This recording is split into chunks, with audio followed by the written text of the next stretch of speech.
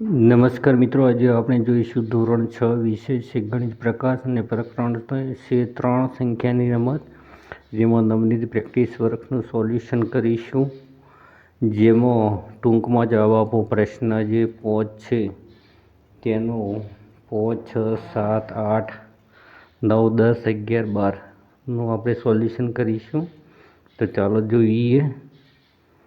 અહીંયા પ્રશ્ન નંબર 5 છે કે 4 અંકની 5 ભિન્ન સંખ્યાઓ લખો કે જેના અંકોનો સરવાળો 18 હોય. તો મિત્રો અહીંયા 4 અંકની આપણે 5 સંખ્યાઓ લખવાની છે જેના અંકોનો સરવાળો થવો જોઈએ 18. તો પહેલી સંખ્યા લખીએ 1935.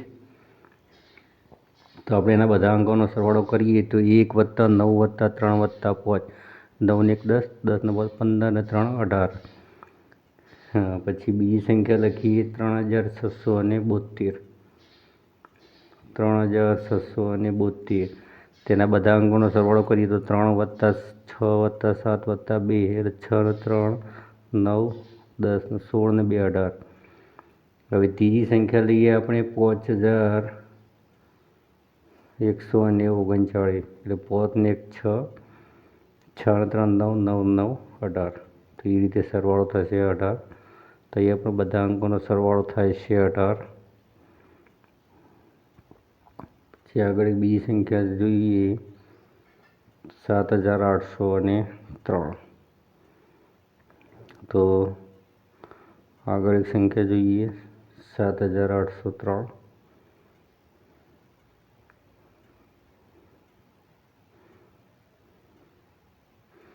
તો 7803માં 7 + 8 + 0 + 3 એટલે કે 7 ને 8 15 ને 3 18 થાય સરવાળો અહીંયા.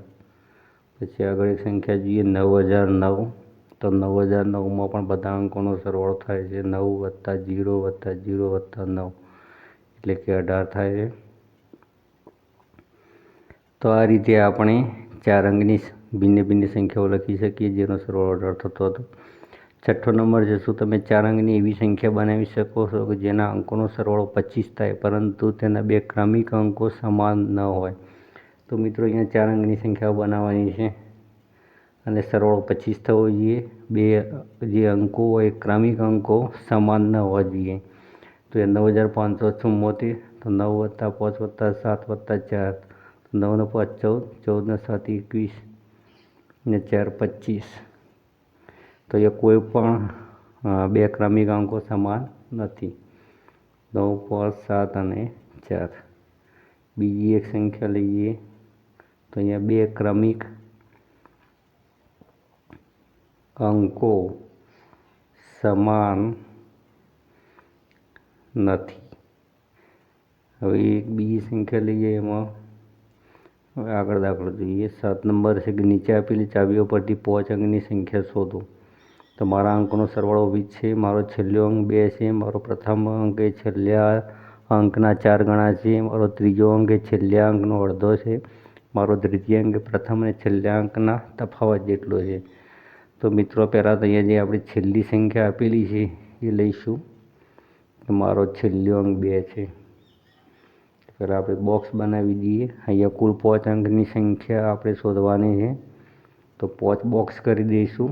પછી ક્રમશઃ આપણે અંક ભરતા જઈશું. તો પહેલાં 2, 3, 4 અને 5 ભરીશું.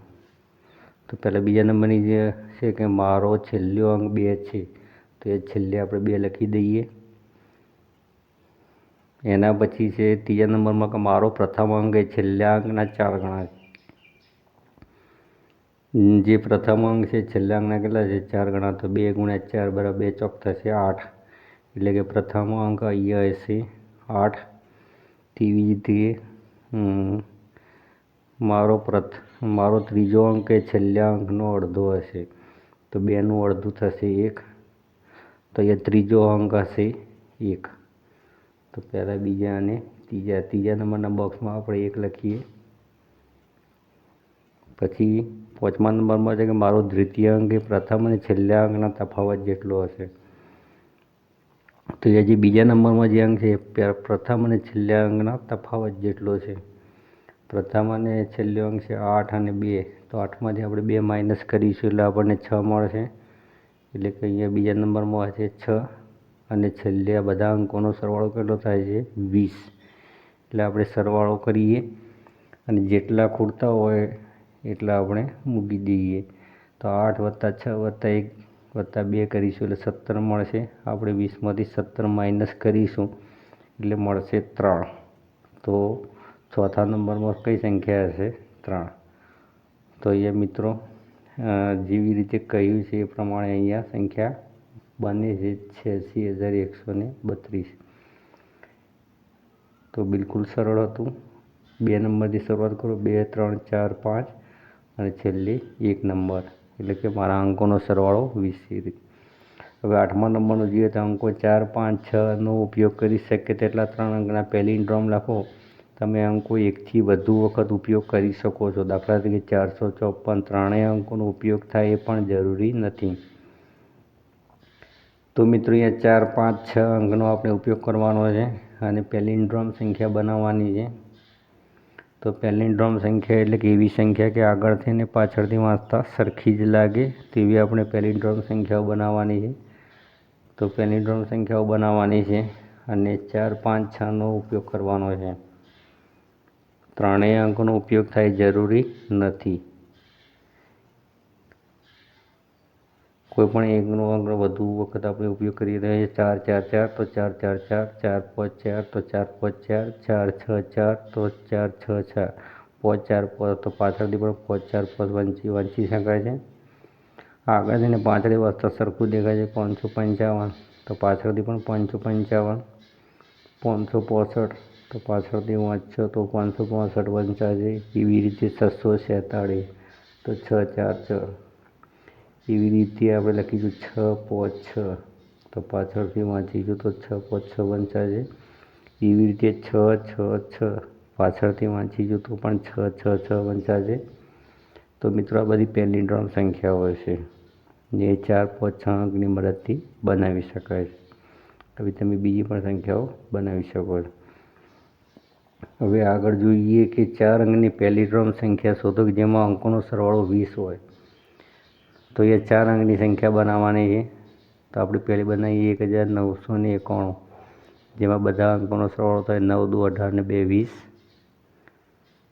બીજી સંખ્યા આપણે લખીએ 2882.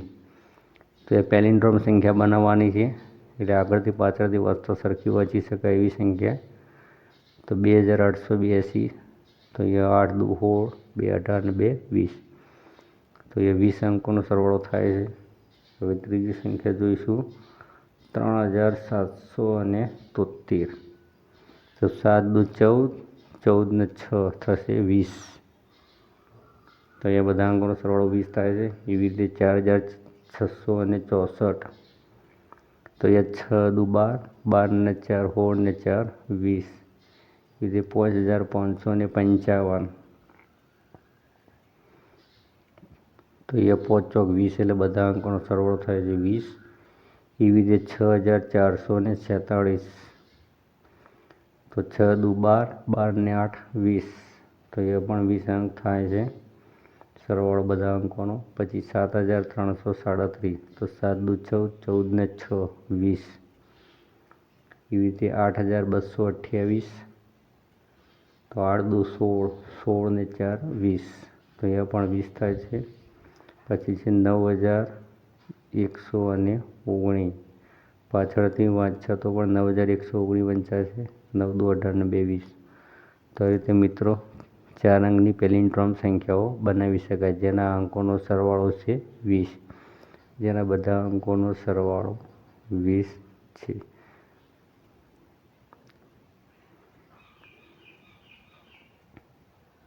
આ બધી પેલિન્ડ્રોમ સંખ્યાઓ છે અને જેમના બધા અંકોનો સરવાળો કેટલો છે 20 થાય છે. તો એ 4 અંકની સંખ્યાઓ છે મિત્રો. આપણે 4 અંકની સંખ્યાઓ બનાવવાની હતી.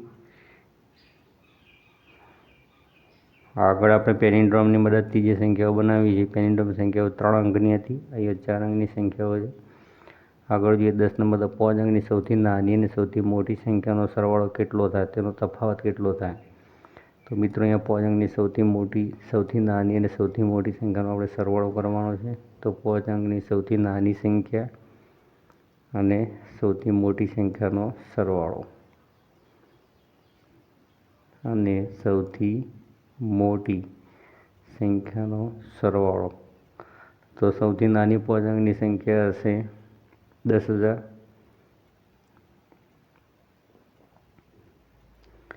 તો 10,000 અને 99,999નો આપણે સરવાળો કરીશું.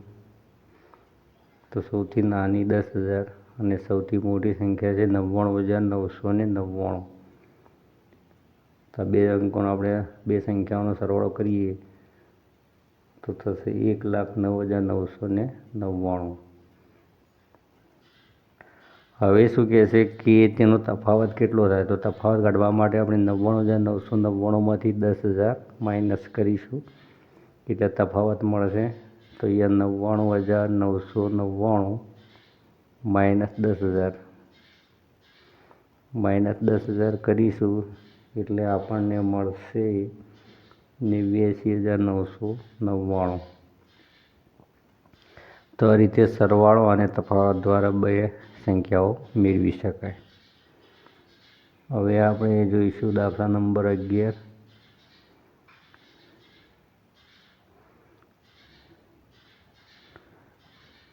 સામાન્ય રીતે 12 કલાક ઘડિયાળમાં સમય દર્શાવવાની વિવિધ પેટર્ન હોય છે. દાખલા તરીકે 4, 44, 10, 10, 12, 21. 12 કલાકવાળી ઘડિયાળમાં આ પ્રકારના શક્ય તેટલા સમય શોધો. તો મિત્રો અહીંયા પણ બીજા આવા પેટર્નમાં આપણે સમય દર્શાવવાનો છે. તો 1 ને 11,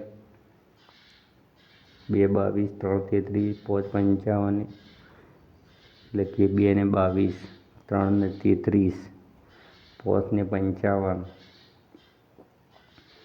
પછી 0 1 10, 2 20, 0 2 20 લખીએ. 3 30, 4 40, 5 50 લખી શકીએ આપણે. એવી રીતે આપણે સંખ્યાઓ બનાવી શકીએ. જે રીતે અહીંયા પેટર્ન આપેલી છે એ રીતે એવી પેટર્નવાળી સંખ્યામાં આપણે ઘડિયાળના અંકો દર્શાવવાના, એટલે કે ઘડિયાળનો સમય દર્શાવવાનો છે. તો આ રીતે આપણે દર્શાવી શકીએ.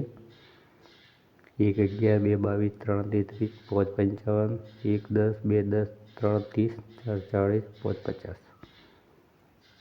12 નંબર જોઈએ તો કાર્તિકનો જન્મદિવસ 20/12/2012 છે. જો અંકો 2, 0, 1 અને 2નું એક જ ક્રમમાં પુનરાવર્તન થાય છે. આ પ્રકારની અંદર તારીખો શોધો. તો મિત્રો અહીંયા 2 0 1 2, ફરીથી 2 0 1 2, તો એવી આપણે સંખ્યાઓ કાઢવાની છે. તો એક જ ક્રમમાં પુનરાવર્તન થતી હોય એવી આપણે તારીખો લખવાની છે. તો 20/11/2011, પછી 20/10/2010. તો મિત્રો 20/12/2012 જે છે એમાં 2012નું પુનરાવર્તન થાય છે. 20/12/2012. હવે 20/11/2011, તો 20/11/2011. એવી રીતે 20/11નું પુનરાવર્તન થાય છે. પછી 20/10/2010, તો 20/10/2010.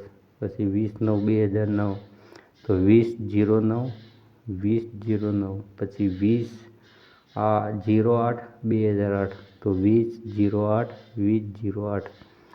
તો એ રીતે અહીંયા 2011, 2010, 2009 અને 2008ના જે અંકો છે એનું 2 વખત પુનરાવર્તન થાય છે. એવી તારીખો છે કે જેમાં અંકોનું પુનરાવર્તન થાય છે. તો આ સાથે જ મિત્રો આપણે 5, 6, 7, 8, 9, 10, 11, 12 દાખલાનું સોલ્યુશન પૂરું થાય છે. તમને વિડીયો ગમે તો લાઈક, કોમેન્ટ અને શેર કરજો. ચેનલને સબસ્ક્રાઈબ કરજો કે જેથી કરીને ગણિતના પુસ્તકના સોલ્યુશનો, ગળા સ્વાધ્યાય પોથીના સોલ્યુશનો અને નવનીતના તમામ સોલ્યુશન તમને મળતા રહે છે. Thank you so much.